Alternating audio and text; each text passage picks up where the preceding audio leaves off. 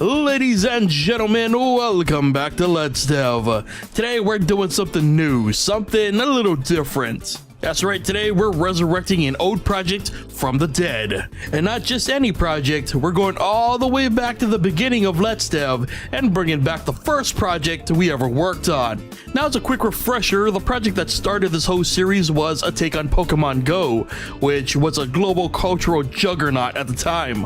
We got as far as testing and learning to produce randomly generated paths, and this eventually extended to testing building placements and attempting to smooth out the blockiness of the generated paths. After working on just the generation for several episodes and running into a myriad of bugs along the way, it was apparent at the time that I was a little in over my head, so the project was shelved and I moved on to other projects.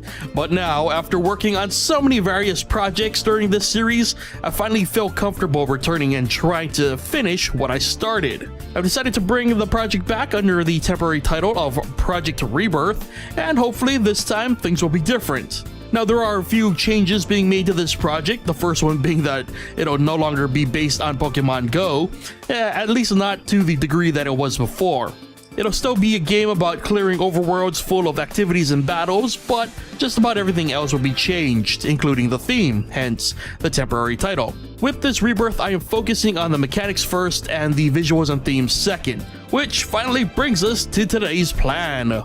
Instead of focusing on the random generation, we'll be focusing on the main quote-unquote battle mechanics for Project Rebirth. I'll get into the finer details later, but the main focus is to get a base of the system done, including user interactivity, by the end of the session. And truth be told, I wasn't even sure if this was going to be official, which is why for today's video, I'll be providing the post commentary for this session. So let's not waste any more time and get to the coding. So we're basically starting fresh here. The old code was a mess, so starting fresh is probably for the best. First thing I did was create our battle scene controller, because much like a Pokemon game, Project Rebirth breaks down into a battle system and an overworld system. The main rules I went into with this project were simple. We couldn't switch to a different quote-unquote room for battles, none of it would be drawn to the GUI, and as a side effect, the overall system couldn't be static since the overworld camera would be constantly moving around. I wasn't sure it would work, but I set up X and Y reference points tied to the camera's view. I then tested this by drawing a simple rectangle as well as setting up some mouse boundaries. And to my surprise, it worked exactly as I hoped it would, which meant a large number of my worries with developing a battle system this way were put to rest. So from there, I thought about how I wanted the main attack system to look, and eventually I decided on a trinity of sorts for the presentation. Trust me, this will make more sense later. So yeah, I spent more time than I should have deciding on the visuals for this, but eventually I was actually ready to start coding again. Now, I opted to create actual buttons for this project, and I gave those buttons a type and set up an array of colors to reflect that button's type. The reason I decided to go with actual buttons this time is because I thought it would allow for more freedom and less of a headache in the long run. Not exactly efficient, I know, but it'll do. And speaking of headaches, I also created a cursor object to represent the mouse for a lot of the same reasons as the buttons. I then loaded all these objects into the battle scene when it's created. And now came the fun part.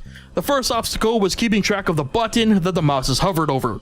I tried several methods to obtain and maintain the data, but eventually I settled on using GameMaker's built-in collision to do the dirty work for me. See, this is primarily why I'm going with objects for the backup strats.